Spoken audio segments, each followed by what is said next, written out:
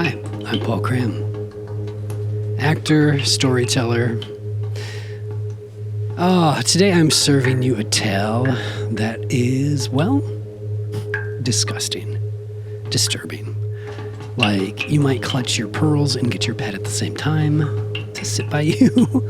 It's called Oil of Dog. And I read it once and immediately had to lie down, fan myself, and question humanity. Then I read it again. Honestly, it's the narrator for me. He's so calm. He's really casual. Some of it he's just describing like making a sandwich, not what he's actually describing. So if you love pets, I am so sorry in advance. If you enjoy elegant discomfort and morally questionable storytelling with a side of creepiness, you are in the right place. So go ahead, dim the lights or don't. Curl up next to your pooch or your kitten and prepare yourself, because this one gets weird. Oil of Dog by Ambrose Bierce. Narrated by Paul Cram. My name is Boffer Bings. I was born of honest parents in one of the humbler walks of life. My father being a manufacturer of dog oil, and my mother having a small studio in the shadow of the village church where she disposed of unwelcome babes.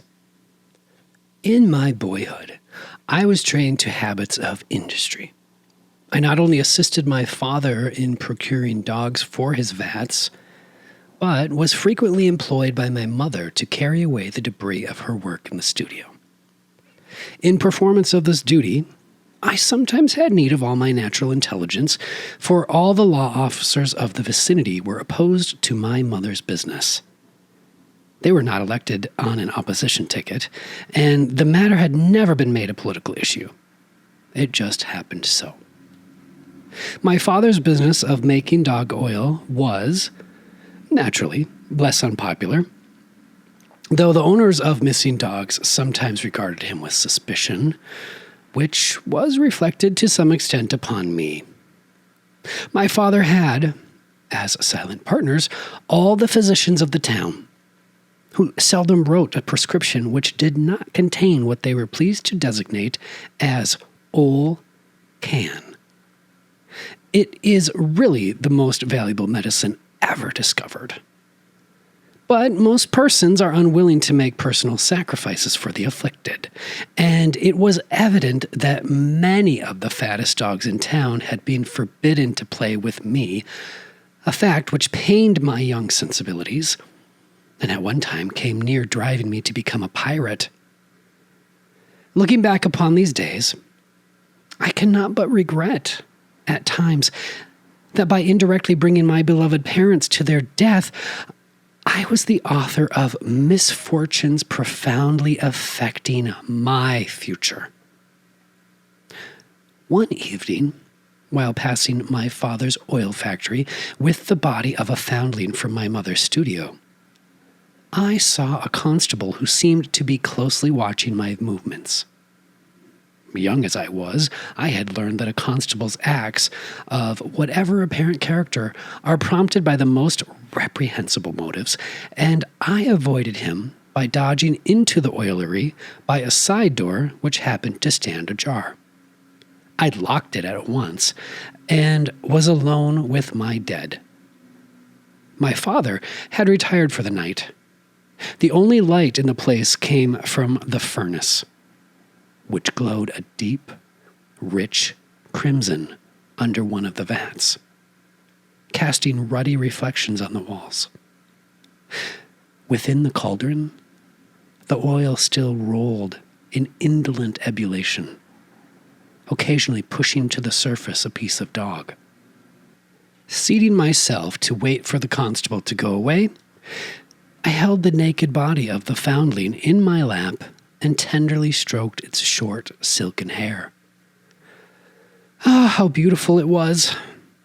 Even at that early age, I was passionately fond of children, and as I looked upon this cherub, I could almost find it in my heart to wish that the small, red wound upon its breast, the work of my dear mother, had not been mortal. It had been my custom to throw the babies into the river which nature had thoughtfully provided for the purpose, but that night I did not dare to leave the oilery for fear of the constable.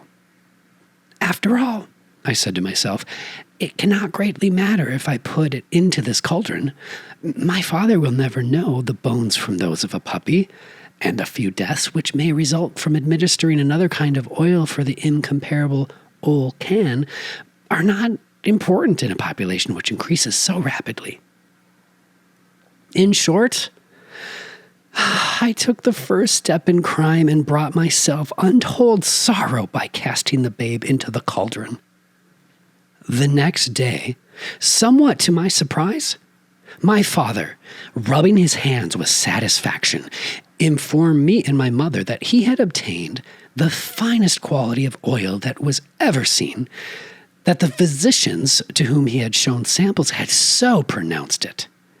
He added that he had no knowledge as to how the result was obtained. The dogs had been treated in all respects as usual and were an ordinary breed. I deemed it my duty to explain, which I did, though palsied would have been my tongue if I could have foreseen the consequences. Bewailing their previous ignorance of the advantages of combining their industries, my parents at once took measures to repair the error. My mother removed her studio to a wing of the factory building, and my duties in connection with the business ceased. I was no longer required to dispose of the bodies of the small superfluous, and there was no need of alluring dogs to their doom, for my father discarded them altogether, though they still had an honorable place in the name of the oil. So, suddenly thrown into idleness, I might naturally have been expected to become vicious and dissolute, but I did not. The holy influence of my dear mother was ever about me to protect me from the temptations which beset youth. And my father was a deacon in the church. Alas, that through my fault these estimable persons should have come to so bad an end. Finding a double profit in her business, my mother now devoted herself to it with a new assiduity. She removed not only superfluous and unwelcome babes to order, but went out into the highways and byways, gathering in children of a larger growth, and even such adults as she could entice to the oilery. My father, too, enamored of the superior quality of oil produced, purveyed for his vats with diligence and zeal. The conversion of their neighbors into dog oil became, in short, the one passion of their lives. An absorbing and overwhelming greed took possession of their souls and served them in place of a hope in heaven, by which also they were inspired. So enterprising had they now become that a public meeting was held and resolutions passed severely censuring them. It was intimidated by the chairman that any further raids upon the population would be met in a spirit of hostility. My poor parents left the meeting broken-hearted, desperate, and I believe not altogether sane. Anyhow, I deemed it prudent not to enter the oilery with them that night, but slept outside in a stable. At about midnight, some mysterious impulse caused me to rise and peer through a window into the furnace room, where I knew my father now slept. The fires were burning as brightly as if the following day's harvest had been expected to be abundant. One of the large cauldrons was slowly walloping with a mysterious appearance of self-restraint, as if it bided its time to put forth its full energy. My father was not in bed. He had risen in his nightclothes and was preparing a noose in a strong cord. From the looks which he cast at the door of my mother's bedroom, I knew too well the purpose that he had in mind. Speechless and motionless with terror, I could do nothing in prevention or warning. Suddenly, the door of my mother's apartment was opened, noiselessly, and the two confronted each other, both apparently surprised. The lady also was in her night clothes, and she held in her right hand the tool of her trade, a long, narrow-bladed dagger. She, too, had been unable to deny herself the last profit, which the unfriendly action of the citizens and my absence had left her. For one instant, they looked into each other's blazing eyes and then sprang together with indestructible fury. Round and round the room they struggled, the man cursing, the woman shrieking, both fighting like demons. She to strike him with the dagger, he to strangle her with his great bare hands. I know not how long I had the unhappiness to observe this disagreeable instance of domestic infelicity, but at last, after a more than usually vigorous struggle, the combatants suddenly moved apart. My father's breast and my mother's weapon showed evidence of contact. For another instant, they glared at each other in the most unamiable way. Then my poor, wounded father, feeling the hand of death upon him, leaped forward, unmindful of resistance, grasped my dear mother in his arms, dragged her to the side of the boiling cauldron, collected all of his failing energies, and sprang in with her. In a moment, both had disappeared and were adding their oil to that of the committee of citizens who had called the day before with an invitation to the public meeting.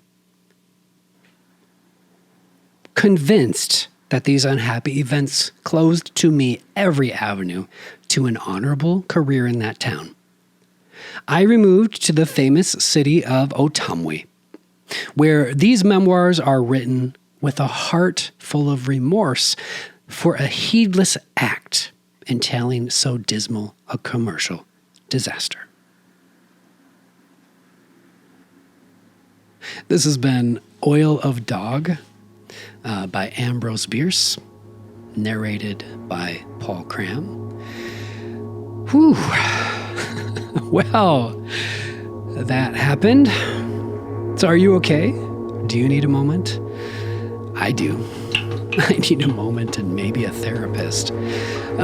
Seriously, though, how about that narrator? Unbothered, unhinged, utterly iconic in the worst way. I don't know whether to loathe him or cast him in a one-man show. If you're a pet lover, I'm sorry. And if you're not, I'm still sorry. You sat through it. Let me know. Did you recoil? Did you giggle nervously ever? Did you part whisper, what the actual hell? Around, about, I don't know, what was that, minute 10 or so? I want to know. Please comment below or just send me a telepathic message while staring into the middle distance. Of course, I'll receive it. And if you like this little weird descent into the vintage horror, please subscribe for more. I read some things that are disturbing, obviously. I guess I'm a little bit of a dramatic. And hey, I'm a giver, right? So until next time, stay weird, stay wonderful, and please, for the love of God, don't extract oil from dogs. I shouldn't have to say that, but here we are. Smooches.